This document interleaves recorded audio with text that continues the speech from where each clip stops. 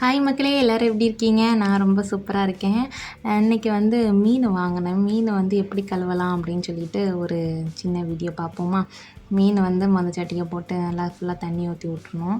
இது ஆக்சுவலாக என்ன மீன் அப்படின்னா மட்டிச்சாலை. சாலையிலேயே 4 வெரைட்டிஸ் இருக்குது பார்த்துக்கோங்க.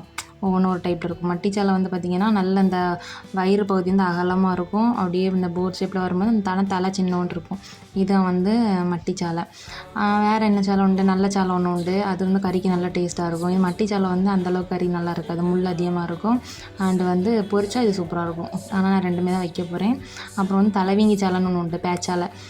எங்கள் அம்மா இந்த மீன் கடைக்கு அனுப்பச்சில் வந்து என்ன சொன்னாங்கன்னா, இந்த தலை மண்டை பெருசாக இருக்கும், அந்த மீன் மட்டும் வாங்கிடாத அப்படின்னு சொல்லி, அதை தான் இந்த பேச்சாலை, அது வாங்கிடாத தலைவீங்கி சாலைன்னு சொல்லுவாங்க அப்படின்னு சொல்லிவிட்டாங்க. நல்லா ஞாபகம் இருக்குது. அப்புறம் வந்து கீரி மீன் சாலை உண்டு. அது நல்லா பெரிய சைஸாக இருக்கும், 2ஆக வெட்டி போட்டு கூட கறி வச்சிடலாம். அப்புறமா வந்து இது மட்டிச்சாலையா. அப்புறம் நச்சாலைன்னு உண்டு, பொடிசாக இருக்கும்.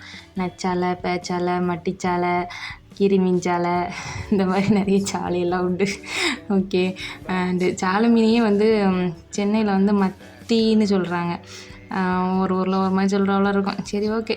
இதை வந்து நல்ல செல்லெல்லாம் எடுத்துகிட்டு, முதுகு பக்கமும் வந்து செல்லெல்லாம் எடுத்துகிட்டு, தலை கீழே வந்து செவில் இருக்கும். அது தலையோடு அவங்க மொத்தமாக வெட்டி போட்டாலும் சரி, என் தலை எனக்கு கொஞ்சம் நல்லா பிடிக்கும். தலையெல்லாம் பொரிச்சா நல்லாயிருக்கும் சாப்பிட்றதுக்கு. அதனால் தலையோடையே நான் போடுவேன். அந்த சைடில் உள்ள செவிலை மட்டும் எடுத்துகிட்டு, அப்புறம் அந்த சைடில் செவிலோட சேர்த்து இப்படி இழுத்திங்கன்னா அந்த ஒரு குடலெல்லாம் சேர்ந்து அந்த வயிற்றுட்ட கொஞ்சம் ஸ்டக் ஆகும். சேர்த்து உருவினீங்கன்னா வந்துடும் குடல். அப்புறம் உள்ளே வந்து பாருங்கள், உள்ளே வந்து முட்டை இது தான் தனியாக தெரியும்.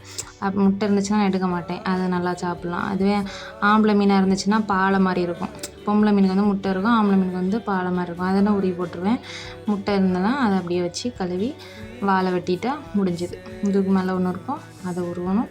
எல்லா சைடில் இந்த கழுத்துக்கிட்ட 2 செல்லு, வயிற்றுக்கிட்ட ஒரு செல்லு, முதுகுக்கு மேலே ஒரு செல்லு எல்லாம் இருக்கும். எல்லாத்தையும் ஒவ்வொன்றா பிச்சு தூர எறிஞ்சிட்டு தலையை உருவி போட்டுட்டு குடலையும் உருவிட்டு வாழை வெட்டினா முடிஞ்சு. இவ்வளோ தான் சாலை மீன் கலர். பெரிய வித்தையெல்லாம் கிடையாது, சரியா?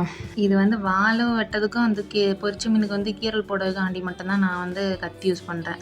அப்படி இல்லை, அது தேவையில்லைன்னா இதுக்கு மேக்ஸிமம் ஒர்க் வந்து கையிலேயே முடிஞ்சிடும். கத்தி அருவமனைலாம் பெருசாக தேவைப்படாது. ஸோ அதில் ஈஸியான ஒரு மீனாக்கும், சின்ன மீன். அதே மாதிரி இந்த மீனில் வந்து ஒமேகா 3 நிறைய இருக்குது. அதனால் சத்தான மீன். ஓகேவா? ஸோ இந்த வீடியோ வந்து உங்களுக்கு பிடிச்சிருந்துச்சி அப்படின்னா லைக் பண்ணுங்கள், ஷேர் பண்ணுங்கள். அண்ட் நீங்கள் எந்த மீனை விரும்பி சாப்பிடுவீங்க அப்படிங்கிறத வந்து மறக்காமல் கமெண்டில் சொல்லுங்கள், ஓகேவா? அண்ட் வந்து மறக்காமல் சேனலை வந்து சப்ஸ்கிரைப் பண்ணுங்கள். உங்கள் சொந்தக்காரங்க, ஃப்ரெண்ட்ஸ், ரிலேட்டிவ்ஸ் எல்லாருக்கும் அமைச்சு சப்ஸ்கிரைப் பண்ண சொல்லுங்கள். ஏன்னா எனக்கு சப்ஸ்கிரைபர்ஸ் வந்து இன்னும் கூடவே இல்லையே. Until then, tata, bye bye, see you, bye.